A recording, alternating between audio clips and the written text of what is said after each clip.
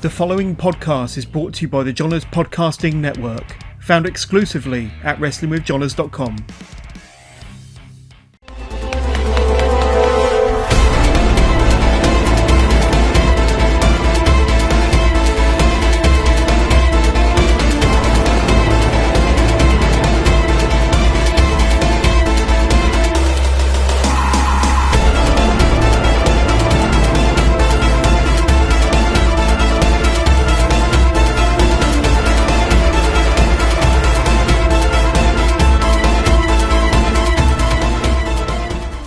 Welcome to episode 6 of Work the Left Side. Thank you for joining, thank you for watching. If you're a first time viewer, hope you enjoy it. If you've watched the other videos, thanks for coming back. This week I am talking to some awesome guys from Paramount Pro Wrestling, based in Liverpool. John Newton, John Kane and the champion Isaac North. All three guys awesome, some amusing stories, also talking obviously British wrestling and what the plan is for when normality sets back in. So yeah, give it a watch. Not much to say about it beforehand. Enjoyed it, good chat, cool guys. Again, British wrestling, obviously trying to keep some of the focus on that, ready for when shows come back. So something to look forward to. I can't speak for you guys, but I can't wait to get back to watching wrestling live. Support your local shows, show them some love. It's where the next stars are going to be coming from. So enjoy, and yeah, let me know what you think. Obviously put in the comments any feedback. Yeah, so thank you. I will see you next week for episode 7, which is going to be me and Mr. Ryan Palmer again, this time looking at the matches and career of Raven. So we'll see you then. Alright, cheers. Bye. Just going to say welcome to episode 6 of Work the Left Side. This week I'm joined by 3 awesome guys. Guys, introduce yourself. I'll let you do the business. If we're doing the business, I might as well start then. I am the business, Adam Martin. I'm Isaac North. And I'm Miles Johnson, or Honourable Miles Johnson as I used to be called. Awesome. Thanks for coming on this week, guys. It's it's the first time I've done like a 3-way conversation or 4-way conversation, so I'm just interested to sort of see how it goes. There's generally no plan to these shows. We just talk bollocks for an hour, talk wrestling, tell me some stories, wind each other up, just do whatever you want to do to amuse yourselves. So I'm going to start straight off though, because I know I'm going to forget about this. Gareth asked me to mention the chair shot at Bridge Community. Oof, which one? Which one? He just said, make sure you mention about the chair shot at the Bridge Community. I'm assuming that he's talking about the one where he hit the 2 of you. More than likely, yes. It's got to be. It's probably why I'm the only one that remembers it as well. Yeah, that is that. No, it's just before a match, you can figure out a few things that's going to happen, and plan chair shots. And I said, make sure you put your hands up. They don't want to put their hands up, so you get hit with a chair. Was it like an all paying your dues, hands down? That was the only time I've ever bladed before the chair shot, because I didn't know if I was going to be conscious after it. You see me? See, I'd say I remember the chair shot, but I don't. For obvious reasons. I don't remember any of that match. Yeah, that's true. I had 2 of them. There's this drink you can get in the gym. It's called Moose Juice. And like your standard Monster has 500% in your daily vitamin B12. This one has 20,000%, right? And I had 2 of them before the match. I was fucking buzzing. 2 miles. So what? What does B12 do? I don't know, but it's a B12. It's a B vitamin, so it's one of them energy things. So, Kenny, I can't get used to you. I can't get used to you just being an eyes and a nose. Why are you so close to the camera? I don't know if I do that. I don't know if he's going to hear me if I do that. You're in a quiet room. You're about 3 foot further away, mate. You'll be all right. Yeah, that's true. Hey, Hey, by the way, I'm on a piano. Listen. Listen to what you play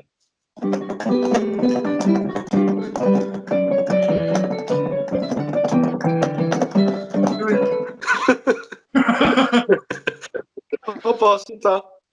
Well, that's my new intro music sorted. Conversation at any point, let us know. I could do like a running commentary. Soundtracks. We'll be going down a country lane and he'll decide he wants to moo at the cows and that sort of shit, you know. not seen you in like what, a year, and I'm already fucking sick of you.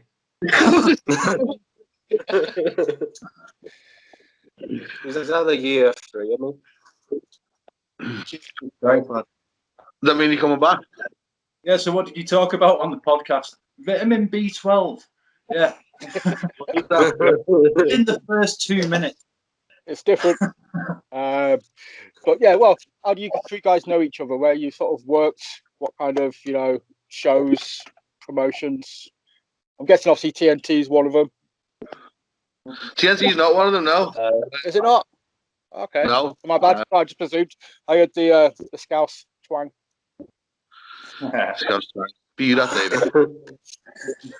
No, I started a few years before these guys. I started in 05, and came back to do some training at Infinite Promotions in St Helens. Around the time I was there, Miles was there, kicking the shit out of himself weekly.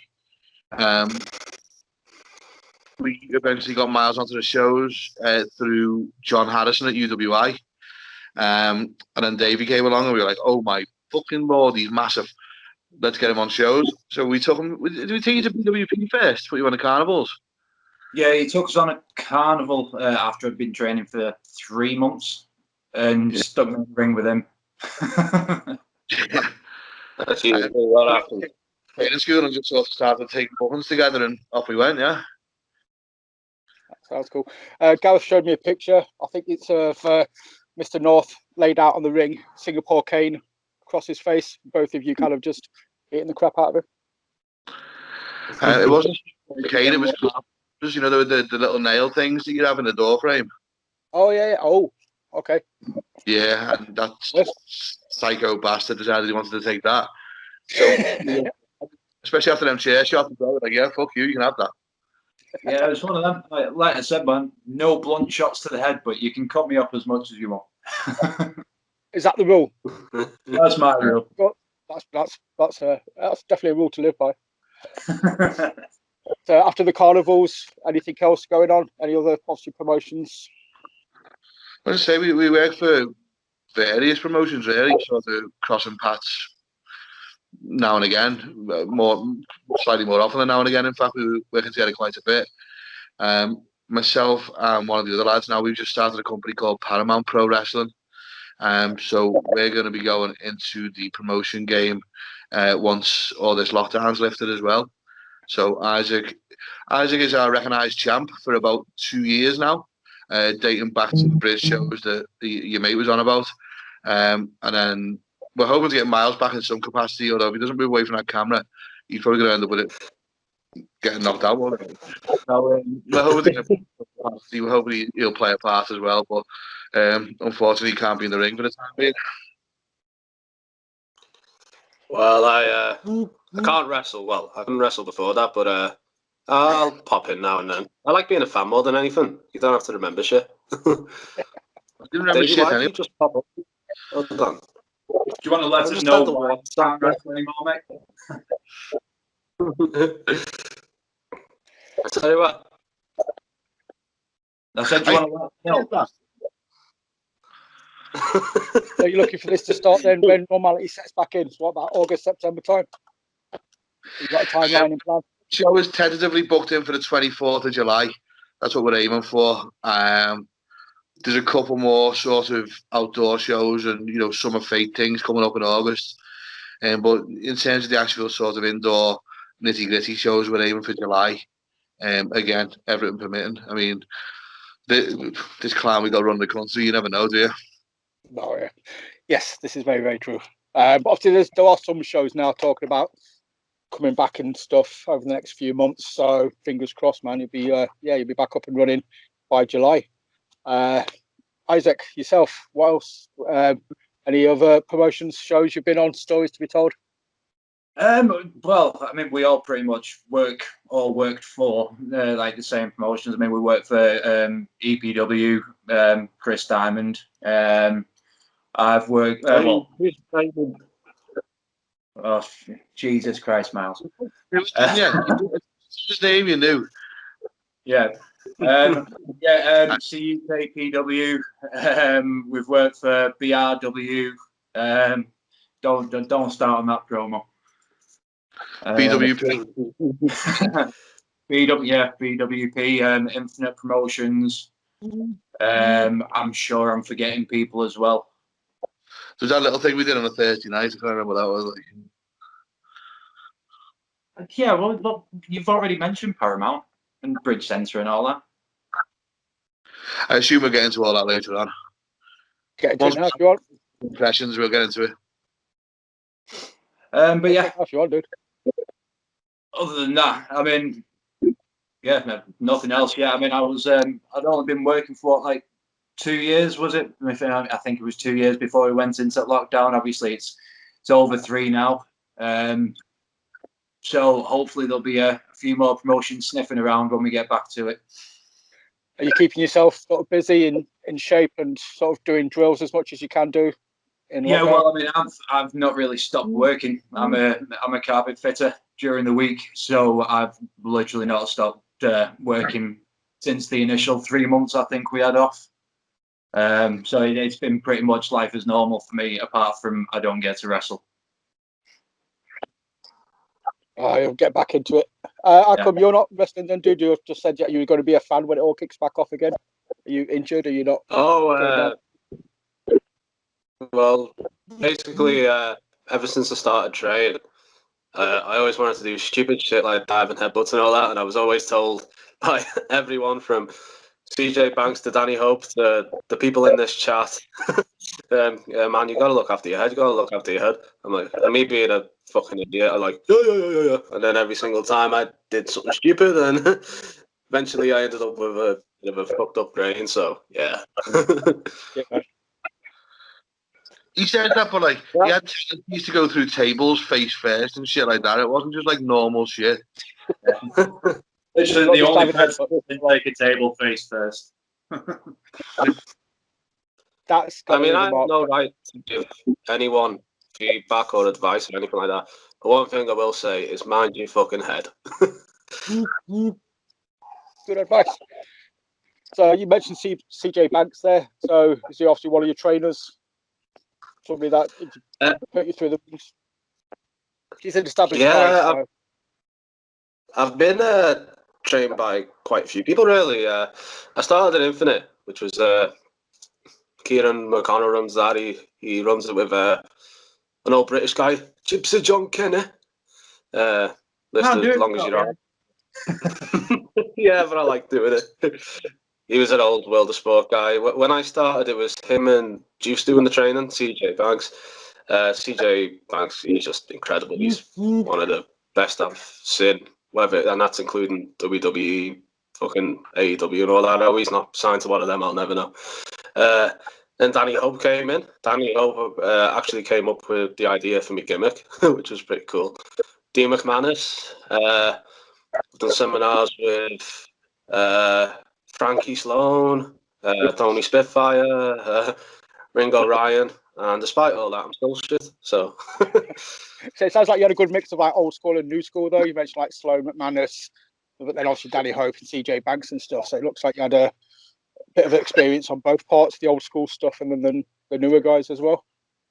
Yeah, that's the cool thing about Infinite. Though it was Dean McManus, not Mick McManus. Dean McManus is well, he doesn't wrestle anymore, but he was more a modern guy. But you get this sort of old school stuff for people like John, and you also get more modern perspectives from people like Danny. And I mean, Juice hasn't trained there for a couple of years, but Danny was still there, and Kieran too. Kieran's got like a very encyclopedic knowledge of wrestling. He's the only person I know who can bring like weird philosophical concepts like Cartesian dualism into a wrestling session. Always good to go. What about you, Isaac? Who's put you through the ringers? Sorry about that. Same guys, apart from a year later, or no, a year or 2 years. So I didn't get CJ, but no, Danny Hope, John Kenny, Kieran McConnell, and obviously when he got to actually working in ring, because I got thrown into it a lot. I mean, these two right here gave me a hell of a lot of advice. Hey, I'd learn best throwing at the deep end. So, I mean, I've got to credit them a little bit for that, at least. But yeah, same faces, same school. So Awesome. I'll put Davey over here. I'll just saying about Davey. He just said there he got taught a bit by us. To be fair to Davey, Davey's one of those people, like when he started, it was just one of them, like he was picking stuff up and we were like, spots came and just every single time he was always there. He always took everything. He always put his shift in. Even stuff like putting the ring up and all that. So Davey's more than, don't let him be modest. He's more than worth his way in. Cheers, buddy, but you're supposed to be taking the piss out of me. Come on, this ain't interesting. Yeah, that's true. Hello. But anyway, it's true, man. Take the plaudits. So going, obviously with the promotion that you're starting, you're going to be having a school with it, or you're going to be looking to train people up, or you're just going to be using established guys that you know of? No, we've had a school now for about, well, it's hard to put a time frame on it with this lockdown, but about 8 or 9 months it was running actively. There's a few good kids coming through there. We've got a few who were already working shows for us. We had a lot of people will be aware of Charlie Brennan. He was one of our pet projects. He was a fan for years and years and years. He did train. He didn't really like where he trained before. He didn't really feel like he fit in, unfortunately. So he went back to being a fan. And we started doing these charity shows at the Bridge Centre where we met Gareth. And he I said to him, do you fancy being a photographer? Just to get him involved type thing, because I know he was local. And one thing led to another, and he ended up training with us. He's been a resounding success. I think he's one of our current active champions as well. A few other real good lads coming through. Not only that, we focus on we have a kids section particularly focused on kids with autism or kids who are struggling with additional needs. So we find the effect that wrestling has on kids with autism is unbelievable. I don't know what it is, but it brings them right out of their shell. Even to the point where we were doing a show at the our school's based at Autism in Motion, the centre school. And at our last show, there was an 11-year-old kid, never been to the toilet on his own, won't leave his mum's side, proper clingy. In the middle of the show, just got up, took himself to the toilet, came back, enthralled in what we were doing.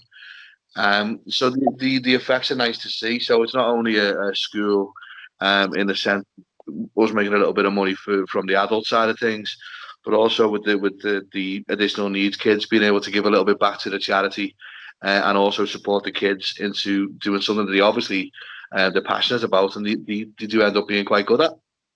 That's awesome. Like I say, if it helps them come out of the show, yeah, there's no bad side to that. That's got to be awesome. It's got to be good for you guys as well, sort of seeing that the positive effect that you're having. It's very rewarding. I mean, as I say, there's dads and lads that train there. The dads are sort of saying, "Come on, son, you can do this," and quite often the dads end up being quite handy as well. But the lads, they're inspired by watching their dad. They watch it on TV, and if you explain it to them, there's 100 people, 200 people, 300 people in this crowd. They're not here to see Davey or John Newton or they're here to see the character. You're the window to that character. And the more you open the curtains, the more you draw back, the more they can see, and the more they'll invest in that character. So it's not a case of going out there and blushing and fumbling your lines because they're not there to see you. As sounds that they're there to see who you're portraying. And as soon as that drops with them, especially the kids who are on the autistic spectrum, it really seems to resonate. They seem to they seem to almost become a character that they envisage themselves being, and if they weren't held back by certain restrictions, and again, it's really nice to see. It is. That's awesome, dude. I like that. Talking about characters and stuff, though, I was talking to Pete Higginson, Sean Only, a couple of weeks ago, and we was discussing moments in wrestling, obviously being not as important as storylines as characters, as good creative. Obviously, I presume that's a thought that's echoed amongst the three of you. Exhibition matches are great, but you want to build storylines up in a promotion. You want to kind of pull the audience back to see what's going to happen in the next show. Well, for me, it's sequential, isn't it? Because if you're going to be given these big moments, then chances are you build the foundation by putting the work into the character and putting the work into the storyline to give them a reason to care. Now, if you're just going out there dry and doing big spots, you'll get the who and the are, but they won't give a shit. They won't remember who it was, but why it was. If you're giving them a reason to remember who and why, then they're going to come back to that show and invest in that character. If they see you on a poster, they're going to be more likely to want to go to that show. If you're just a dickhead that fell off the pole or fell off a ladder, then it's a dime a dozen, isn't it? That's it. You get the pop, but you don't get the emotion out of it. You don't get the long lasting memory of it, kind of thing. I'm assuming you two guys have got the same sort of logic, or are you off for the spots? I mean, it's something that I want to do more of, because for a lot of the promotions I work for, like EPW, mainly. Their shows are kind of standalone. There's no real storyline apart from what happens on that show. So a lot of the shows that I've worked have been like that. So it's definitely something I want to get into more because I've got, at least I think I've got a bit of an interesting character going on, and I'd like to explore more what we could do with that than just going out there and beating people up. Yeah, that's true. I noticed it was a bit of a shock to the system for me when I first started, because when I first started getting regular work, it was that sort of show base where I don't want to say a camp show, 'cause it's not always a camp, it's sometimes a camp, but it's that sort of thing you're learning on the day there. So you're reacting, you haven't got a storyline going in, you've got to establish yourself there and then. So some of the things I'm allowed to do now with PPW and some of the stuff like that, it's a great opportunity for them going forward to establish characters more a bit further, So, yeah. It's definitely a different beast though, because you're essentially debuting every week. You're going out there, and unless they've been to see the shows before, they don't know who you are. So you've got to go out there and make sure, at least on my part, that they hate the guts out of me every time I go out that curtain. So it'll be nice not to have to focus so much on pissing people off when I walk out the curtain. Is it easier to be heel or face? Is it easy to make them... Oh, heel, hands down for me anyway. Easier to piss people off. For me, it's easier to work opposite an effective performer, either or. If you've got an effective heel or an effective face, your job's a hell of a lot easier. Yeah. I'm just much more of an effective heel than I am an effective face. I thought that as well. I was a face twice. The first time I fell down the stairs on my entrance, and the second time was the people there knew me, and it was my last match, so they kind of felt sorry for me. Cheers. So what happened? Why did you just manage to brush yourself? Did you get up? Did you acknowledge the fall, or did you just kind of look around yeah, mate, and then just crack on? Can't just finish basically. Yeah, that's not a small place of stairs. We were doing this thing at Loughborough Uni, which is one of my favourite places to work because it was a bunch of pissed uni students, and so there's so much you can do. We were building it for ages. Me and the business there were going to do a death match, and I'd been doing this thing at Infinite where over time I'd lost over and over again. I'd lost twice against Danny. I'd lost the tag matches. I'd lost against. I've been on like an 8-match losing streak. So the idea was I wasn't going to be this politician anymore, this political gimmick I was doing. For one night only, I was gonna have a big mohawk haircut, and I was gonna come out and I'd have a can of beer and I'd be all because I thought, yeah, students are gonna like that. So I come out, I got me beer. Yeah, it was filled with water, by the way. I don't drink before matches. Disclaimer. So I go to try and do the Stone Cold finger falling on my head. It all goes down on the floor. I go to stand down this like 2 whole stories. And I just fall down the 2 whole stories, and it just ruined the match there and then. Any credibility is just like gone. I was like, no. Poor Aaron too, It's hilarious, but we've been planning that match for so long, and we were looking forward to it so much, and then I ruined it on the entrance. To be fair, referee was the promoter, and he turned round. He said, "Where did he go?" I said, "He fell down the stairs." He went, "Of course he fucking did." And just carried on walking.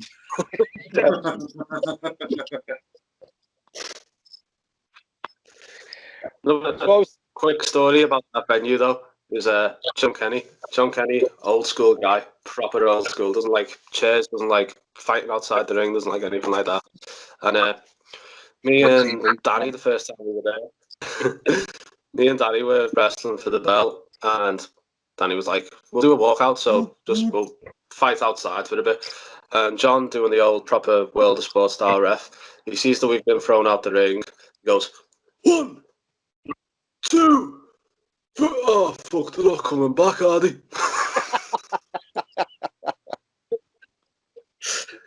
Yeah. That's Just gypsy admit for you. defeat. He made your way around the crowd and then eventually came back in, I'm guessing. Yeah. Did you get told off? John would usually tell me off after the match.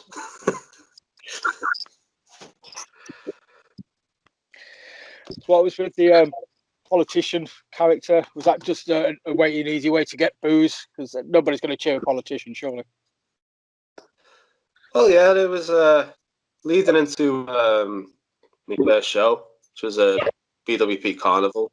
Like those shows are great because there's no one there who's going to go on the internet if you have the worst match ever and slag it off or something like that. So anyway, we're going into it, and at this point, I'm like 135 kilos. Not a good 135 kilos. So, like, we need some sort of gimmick. We need something. Otherwise, I'm just gonna be some overweight guy in a suit. It's not in a singlet. So Danny goes to me, "What do you do outside the wrestling?" And I was like, "Well, I'm doing a degree in politics. Like, if I'm a bit of a political nerd." And Danny, his eyes lit up. He was like, "Politics?" Because this was the time of the Brexit referendum and all stuff like that. So it was pretty thingy, and we basically came up with this idea of not that I was an MP, but more a sort of backroom civil servant. Miles Johnson, the Johnson thing there. Obviously, that dickhead we have in power at the minute. And it was cheap, but it was fun, and yeah, that was a good thing though. Going forward, when we started doing shows with EPW and that, and we had a bit more creative sway sort of thing. For me, it was good because I could develop that character a bit further.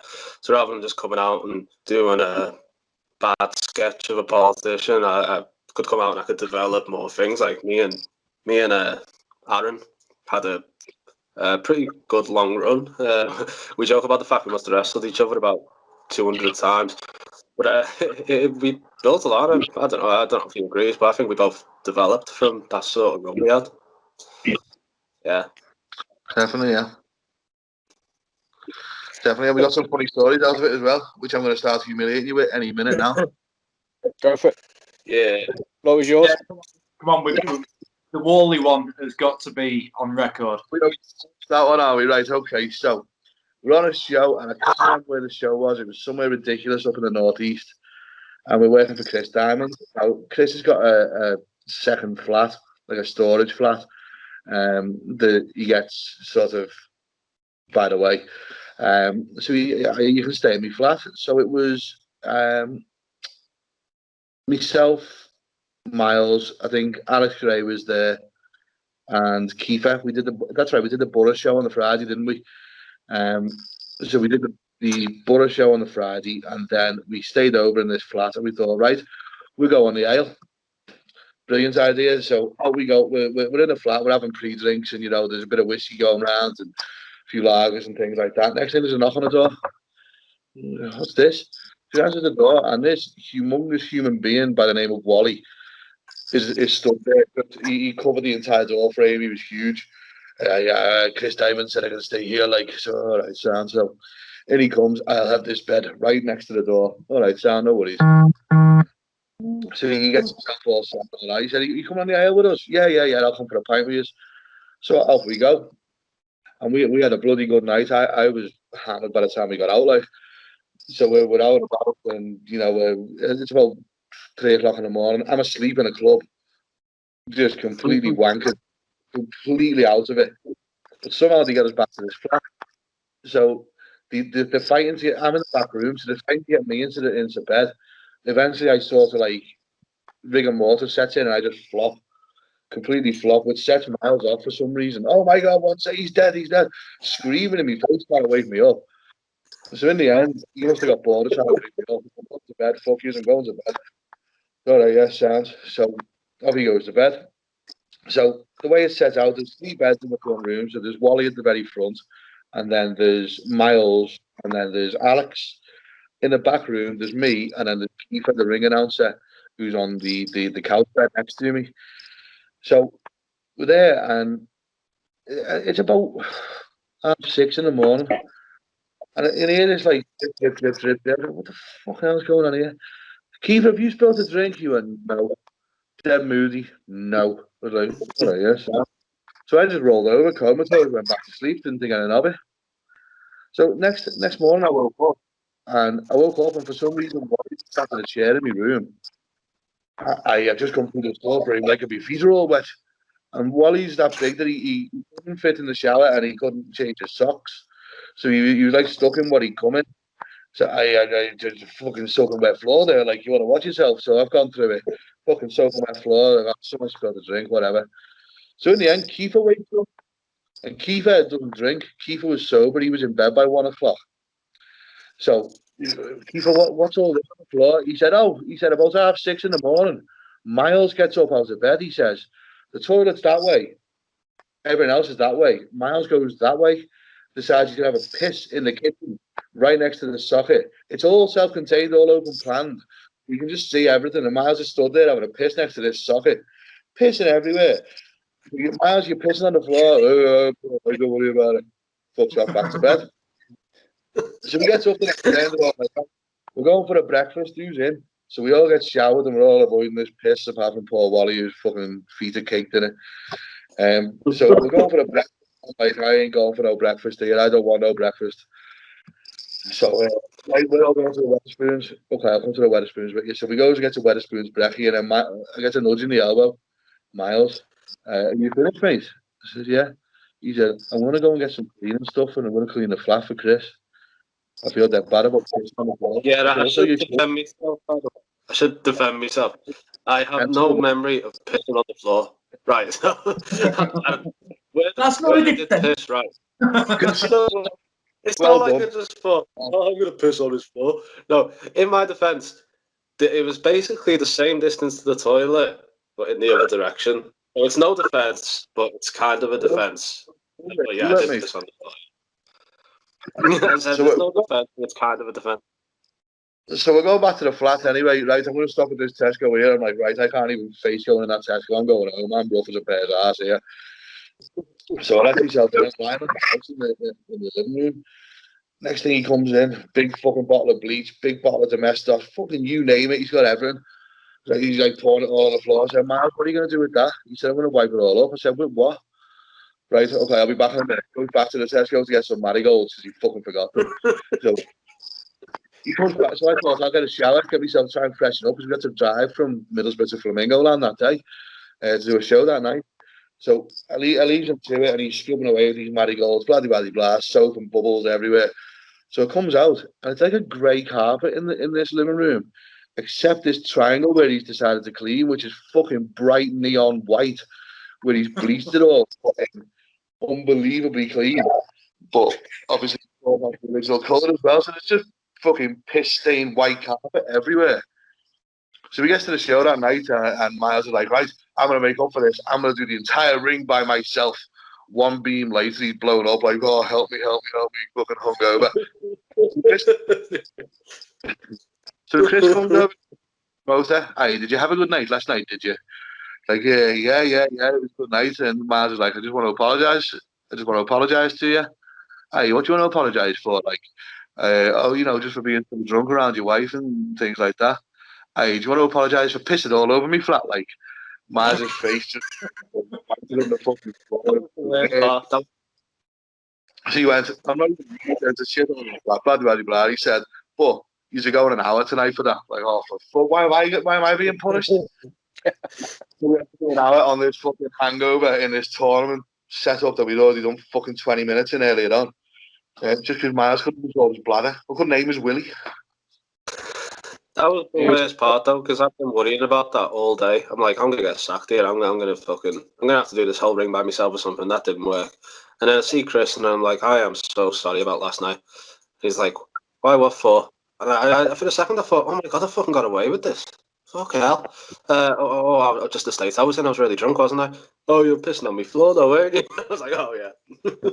That's a funny bad. With Harrison, Chris's business partner, so I'd spoken to him earlier on, like, isn't this that funny? Not realising that he told Chris. So by the time we got there, Chris was smartened up. Yeah, and Miles got it. Hilarious. When we say flat, by the way, it wasn't like a millionaire's penthouse thing. It was this old storage thing which he used to store a load of gear. So again, that doesn't make it better, but yeah. I'm guessing you didn't stay over again, though. I'm guessing you didn't get invited back to the flat again. We Funny did, thing man. is, and then I nearly set the face on fire. Why? How? Oh god. We thought, I'm going to say this on the podcast, I don't even care. We thought, let's not get drunk tonight, we'll have a pot instead. So, of course, fucking lightweight over there, we're all happily chogging away. Next thing, fucking thunk, straight out cold with the joint in his hand. Oh. And obviously, flammable joint and material don't go too well together. So next thing, he bit more on the fucking mattress as well, by the way, not just the fucking quilt. Chris was fuming about that.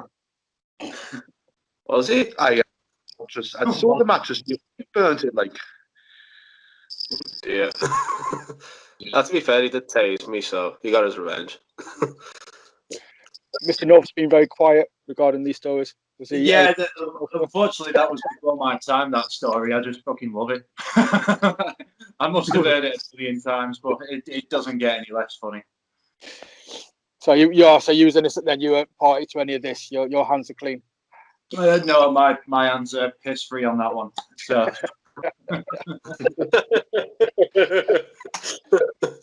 Any stories of Isaac that you want to kind of bring him down? Oh, no, include him in the embarrassment. No, he's very clever the way he plays it. You don't get him. You don't get him often anyway. He's a cool dude. When you do get him, you really get him. Like they made me do this stupid gimmick called MC Adam Man, where I have to go to the ring and fucking rap. Right? Do you remember that? Yeah. I don't ever see that. You know, it's not my thing at all. But to get Isaac, right. But to get Isaac to pop a rap is just brilliant. I've done it a couple of times. It's always rewarding. My character, I'm supposed to be stood there looking all like fucking pissed off and like, nah, you ain't gonna fuck with me. And then this guy comes out and tries to rap in his Scouse accent, and it just doesn't fucking work. I can't keep a straight fucking face when I'm out there. But yeah, that's both of you raps, like all your raps didn't pop me as much as him twatting his head on the ceiling. Oh, you mentioned this in the chats. Yeah, like you never got invited back to the venue, or was it the last show of the venue or something? But yeah, somebody cracked the head because you obviously just very quickly now. Just before that, something I think's probably worth mentioning about when he was doing MC Adam Martin was that was one of the few shows at EPW where you had like fucking Joseph Connors and all people like that. Kenny's got this chance to show Joseph Connors what he can do, and he goes out and he's MC Adam Martin. Good first impression. To rhyme drag queen with tag team, I thought was fucking genius. It doesn't really rhyme though, does it? Drag queen. Yeah, kind of. So what was with the headbang spot where you jumped? You shouldn't have jumped. Where were we? Was it Shrewsbury? I think it was Shrewsbury. Not that it fucking matters anyway. But some shows you work with ceilings that are a little bit smaller than other shows, and I was teaming with Miles against Aaron Martin, and it was Liam, wasn't it? Yeah, it was Liam. It was Liam that was on my knee. So I'm obviously in the middle of the heat, and you're doing like a few tag team spots, and I call to Miles, right, go up to the second. I drop Liam on my knee with a backbreaker, keep him there.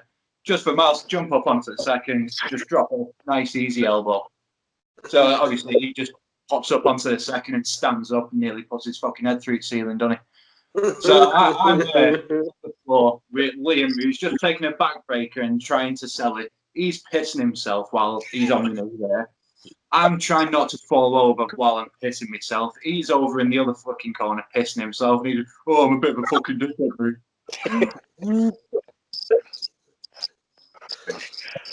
What got me though? I wasn't used because at the time I was thinking, stop fucking laughing. It was when I looked over in the corner and I saw Harrison, just the bald head, just bouncing up and down like. I just couldn't hold it in then.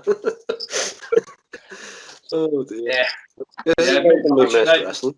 Got to go back to beating each other up, and it's not quite as easy to get that heat back up after that moment. Yeah, I can kind of imagine the moment's gone. Yeah, nobody's going to dislike you for that. You just become the guy who's banged his head on the ceiling, and everybody. To be fair, that's normally smiling at you. To be fair, it worked out okay though in the dynamic of the match, because my character was sort of one which sort of the heel you could laugh at, and Davey's character was sort of the heel you could really laugh at. So it kind of fit. I'd say it was on purpose, but it wasn't. You know what I mean? Yeah, they don't seem to. Sorry, go on, dude. So do I. Was that the show with the baseball bat? Same venue. Yeah, I'd right. One of my first shows, I think it must have been like my third or fourth show, and I'm in a match with Aaron, and the end of it, I've got John Harrison out with me who carries a baseball bat with him out to the ring when he's doing the old manager stick, and the finish was just right. Here you go, Isaac. Here's the bat. I'll distract the ref. You twat him in the leg. Put him in a submission. I've never used a weapon in a ring before. So I'm just like, what am I supposed to do this? Am I supposed to like hold back or anything like that? He's like, no, just smack me in the leg, it'll be fine. So I smacked him in the leg, and was it fine, mate? It was a shoot whack. That one. Yeah, he wasn't happy about it. Was it the leg that you broke as well? What?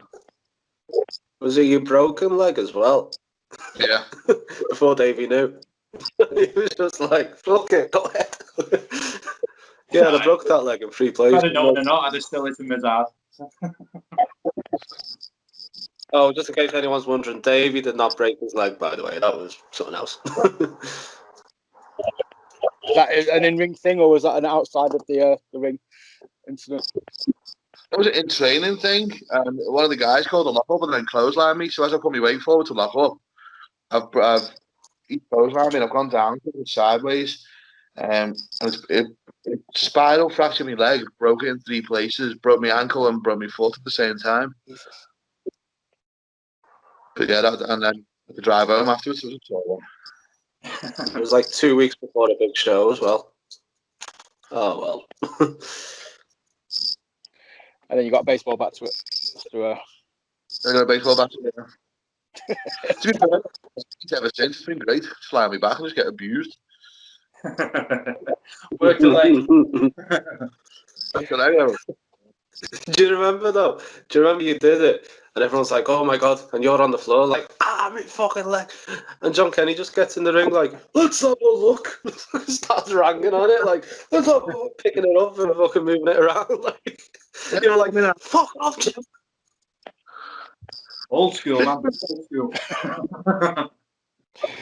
So, Give it a dig, sort of. go on, dude. Sorry, man, I'll cut you off again. I wasn't talking. Going forward, then obviously we talked about you're showing shows in July, August, and stuff like that.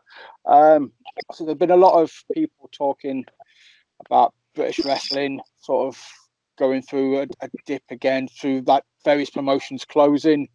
Obviously, you guys work within the business. Is it in good stead? Is it going to rise up again? Are you guys hopeful? That the British wrestling does still have a future? Yeah, I think the last year has weeded out a lot of the issues, and luckily there's still enough of a percentage of us left for it to still be able to boom right back as soon as we can get back to it. Yeah. So I think there's a problem with a lot of what they sort of call the gig economy. But I think one thing which most of us know, and most of us who are used to going out and that, is that everyone is dying for a big, massive sesh when it all ends. So I imagine wrestling's very similar. Imagine when it comes back, it's going to be pretty hot. So yeah. As soon as I can get back to a live show, or anybody can get to go watch it in person again, it's just going to be awesome. I think the atmosphere for guys on the show, you'll just go out and the atmosphere is going to be electric, just purely because everyone's going to be so happy to be there. And hopefully that snowballs, and that continues on for future shows, and people will just appreciate it because, we lost that for a year, not being able to see stuff, or you guys lost it for not being able to do it. It's kind of like you've got to appreciate it more. Yeah, damn right. yeah, I think a year of not having any of it's just made you. I mean, I say this I'm just saying it as a fan, but a year of having loads of stuff, even the pubs and that gone, it makes you realise how much you missed it.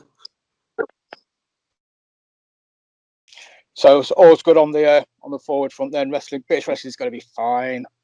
There'll be new promotions coming up and business as usual. Yeah, I think it's by the look of things, what's happening in lockdown, I think it's going to be a lot more quality over quantity. A lot of these sort of the smaller 50 to 100 seat type merchants will be weeded out, and it'll be again going back to your 2, 3, 4, 500 seat venues. It's not to say that obviously it's good or a bad thing. It's just that I think a lot of people who didn't have the passion for it, who may have sort of been attracted by the bright lights and the instant sort of adulation that you can get from a crowd just by the presentation alone of what you're doing. I think a lot of them have been sort of they've taken up new things, whether they're going to be on doing a YouTube or doing MMA or they found outlets in the meantime. So I think what you're going to be left with is a core of guys who are really passionate about wrestling and putting on as good a product as we conceivably can. And it's time for the next generation of stars to kind of come through as well, I would sort of say. I think so obviously a lot of the bigger names, or a lot of the names that people know about, are kind of under the NXT UK sort of banner. I don't know if I'm saying that right or not, but I think there's a whole lot of guys out there that have got a way now to pave the path for themselves, to make a name for themselves. Yeah, not only that as well, the light at the end of the tunnel, a la the WWF, WWE, has now become NXT UK. So instead of it being a far off distant light, there's people who we know and we work with regularly on the circuit who are in there, and it's a much more achievable goal. And I think that's very attractive to certainly the newer lads as well coming through. That their trainers might be on NXT or they might be on a show with Gradwell or Zach Gibson or whoever, and they're on NXT, and they're people you see on TV every week. So it's not this far off distant goal where you're chasing the Undertakers, Rock, Steve Austin's of this world. You're chasing people you're working with, peers, basically. and it does make it a lot more achievable, in my opinion. Yeah, definitely. But, Completely agree with him there. Like, you got to be at the right place at the right time, and if the right person sees you on the right show, then you straight up there. You know. But that's where the character side comes in. You've got to have that established character. That's what they're looking for as well, and not just talent, but they're looking for characters. Yeah, I think it's an element of coachability they're looking for. If you're not afraid to go out there and try shit like this, like the rapping stuff to an extent, like it's never going to be anything I do long term, but it's something that I'm willing to go out there and try. And I think that's the sort of thing you look for. Someone who, I'm not saying me by any stretch, I'm old now, but you know, some of these young guys coming through who aren't afraid to maybe trip over on the way into the ring and get egg on their face a little bit, you know, trying new things. That's certainly your malleability and your adaptability. I think is going to be your two big assets going forward. I think another issue in terms of looking forward is obviously a lot of the stuff that's happened in lockdown, mainly speaking out and stuff like that.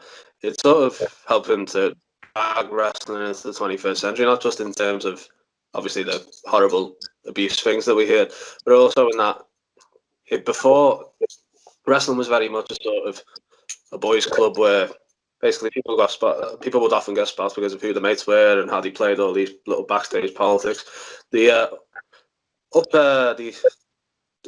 business becoming more transparent, I think, is ultimately a better thing because it allows for less of this sort of abusive boys' club politics to be able to carry on.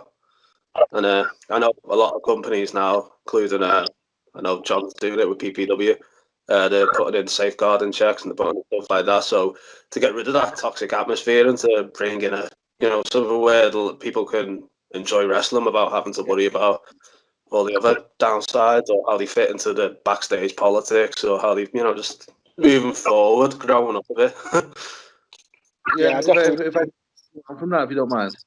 Certainly in PPW, all our lads have gone through DBS checks. They've all been checked. Well, the other thing that we're trying to implement as well, but with the luxury of the continuity in storylines, there's no hierarchy to speak of because different storylines are going to peak at different times and they will be the draw on each show. So the world title might just be getting started in Angle, whereas the light heavyweight or the tag titles or whoever might be peaking, so they'd be responsible for drawing that show. So rather than having a hierarchy of you're going to defend the world title every show and that's going to be the main event, we've got much more of an incumbent atmosphere where everyone is contributing to the success. And there is no bottom guy, there is no top guy. There's people who are on the roster and are expected to contribute to the company. That's cool.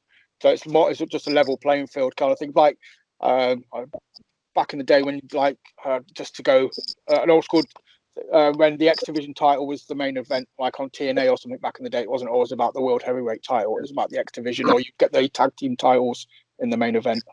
So it's that kind of. It's everybody's on the same playing field. Everyone can. It's fair game. Yeah, and it puts us as a company in a good position as well because if you don't get over, then we'll be asking you why. You won't be coming to me and saying you didn't give me a chance.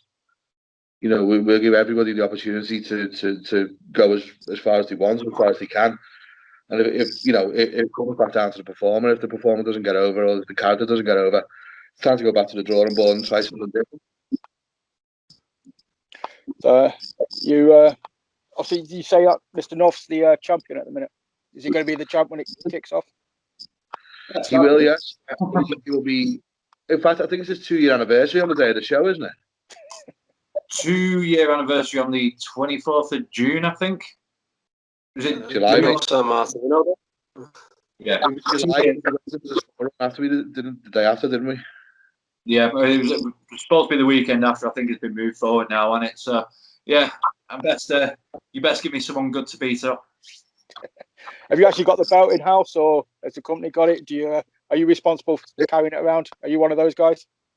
No, I did have it for a long time, but the belts have been changing, so it's currently in possession of either Aaron over there or nope. There's Julian got it. Other promoters got it. Then he's not giving it back to me yet.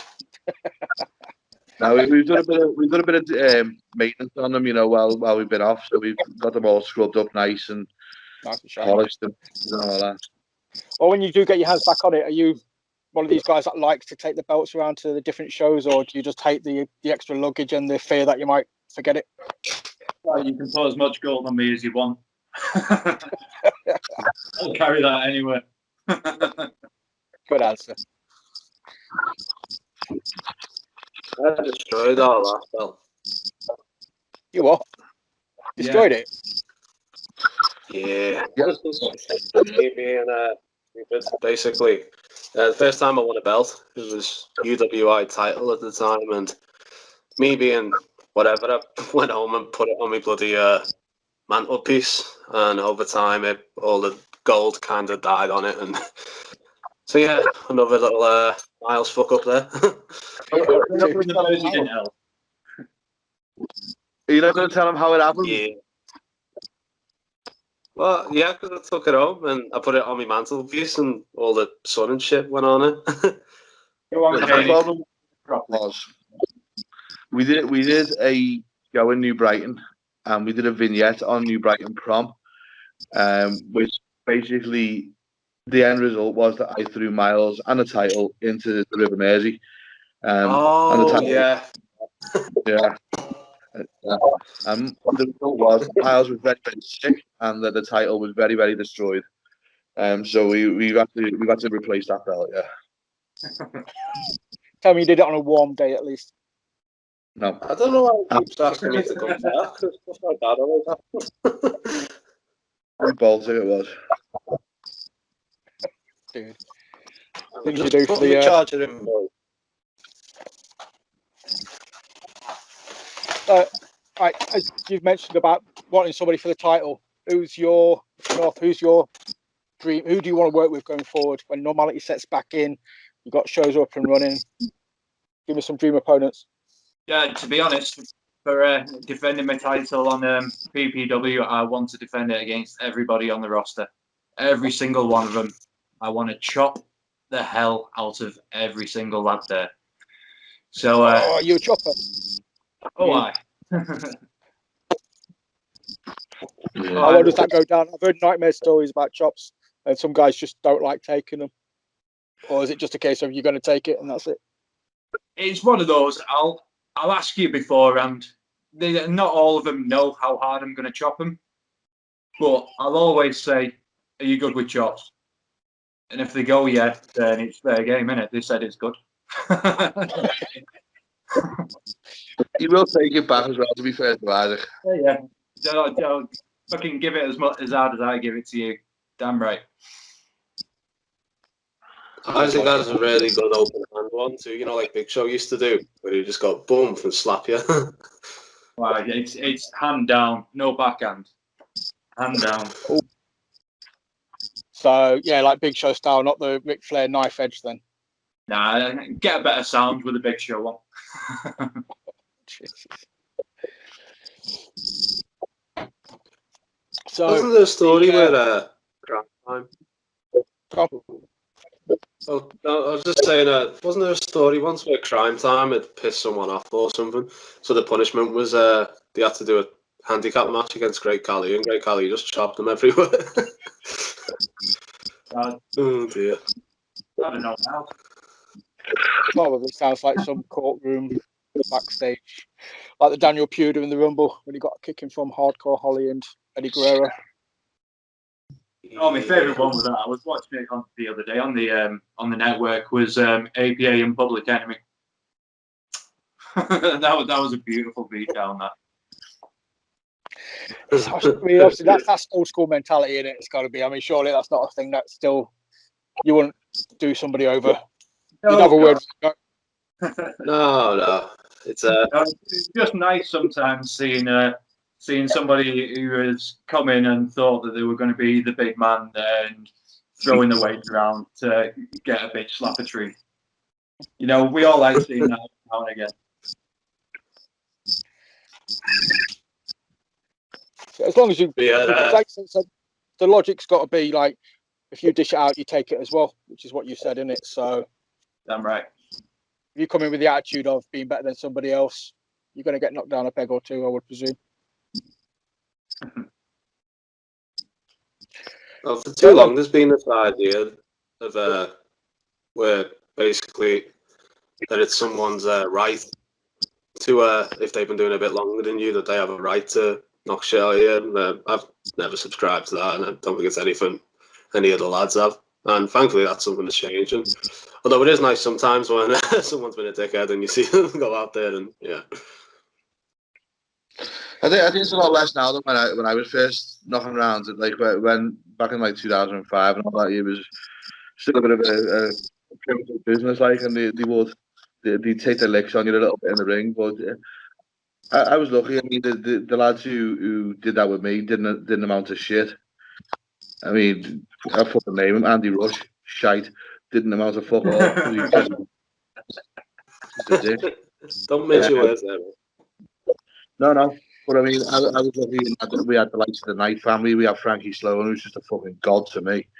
You know, we had Robbie Michaels. We had a good crew. So I was lucky. I was looked after in that sense. But there was certainly a lot of that going on back in the day. A lot more than there is now. I think as well. It's so much more. There's so much more awareness. The world's so much smaller, isn't it? With the invention of YouTube and social media and whatnot. You know, I mean, you were in 2005. This wouldn't have happened. This conversation we're having now. Yeah. You know, so it's well. the difference is unbelievable. There's still a lot more. Sorry. Just quickly say, said. One thing I noticed when I was in the job though was when it came to the really sort of bad elements of like bullying or knocking shit out of people in the ring for like no reason. When you met the actual veterans didn't do that. Like there's this great story someone told me about when they were doing a rumble with Frankie Sloan, and they were in there with people who've been doing it for about 3-4 years. Thought they were veterans because of it, and would just knock shit out of them in a rumble for the sake of it. And then Frankie comes in, and the guy's thinking, "Oh my God, no, it's Frankie. He's gonna fucking batter me." And he goes up to him, and Frankie grabs him and says, "Don't worry, mate. I'm not going to do anything." And he gives him a dig, just works him. What I found is that some of the worst bullying stuff actually came from people who thought they were veterans, and the people who were veterans didn't do it. Because they had nothing to prove. Yeah, they paid their dues. They had nothing to prove. So yeah, why do it? Probably find the guys that were doing it were obviously the ones that thought they had to be bigger than they were. Self-importance. Yeah. You mentioned it before about the from Frankie, never. So I was just saying that he never ever had any inkling of that from Frankie. I mean, when I met him, he was not even a year up doing the TNA World Cup. He was over there for a long way for them, and no ego whatsoever. 2008, he was working for WWE and the ECW thing with Kozlov. No ego whatsoever. Just got on with it. It was just a job to him. Ultimate pro all the time. Always willing to give advice, help, whatever. Just quality to be around. That's definitely. They all say don't meet your heroes. So the fact of he's such a stand-up guy must be nice, because you must have been thinking like, oh crap, it could be, the guy's up here somewhere. So it would have been very easy for him to be a dick. I remember the first show we were on together, and so someone was saying it's Sloan here, and I thought he meant Mark Sloan. I thought Mark Sloan was working the show. I'd grown up watching, obviously from Liverpool, watching Frankie and Robbie Brookside together. And he was a mega hero of mine. I mean, aside from maybe The Rock, that Frankie's it for me, ever. So when he first walked in, I was like, oh my God, that's a fucking walk outside and everything, have a minute. It was that much of an impact on me. And he was just fucking awesome from day one. He's never been anything apart from just a gent, cool. And anyone you speak to will say that, by the way. It's not just me. Anyone who's had interaction with Frankie, I'm sure these two will agree. Never software, never anything but helpful and friendly, and just a positive addition to the show. He's been there, he's done it. Doesn't need to prove anything, like you said. Yeah. Stand-up guy. Well, I'm going to say, always go out on a positive, man. And bigging up Frankie Sloan, that's about as good as it's going to get, I think. So I just want to thank all three of you guys for being awesome, man. Just sitting here and talking to me about stuff, pulling the curtain back for me as well, because yeah, a lot of this chat was just very cool, very informative. Thanks for having a laugh as well and telling us stories of fuck ups. No worries, mate. Cheers for having us on. Open Thanks, invite for mate. you, by the way, when we're back. Oh yeah. Before you go, man, yeah, plug your socials, do your thing, get yourself out there. Yeah, I think we're Paramount Pro Wrestling on Facebook, Paramount PW on Twitter. As I say, we'd just like to extend an open invite to yourself. If you want to come down, meet the lads, do a bit of a podcast backstage, you're more than welcome when we're back up and running. If you want to come to the school, same spot. I'll tag everybody in like posts and stuff on social media anyway. But yeah, keep your eyes peeled. I'm looking forward to just wrestling shows being back in general. Seeing you guys in action. So thank you so much.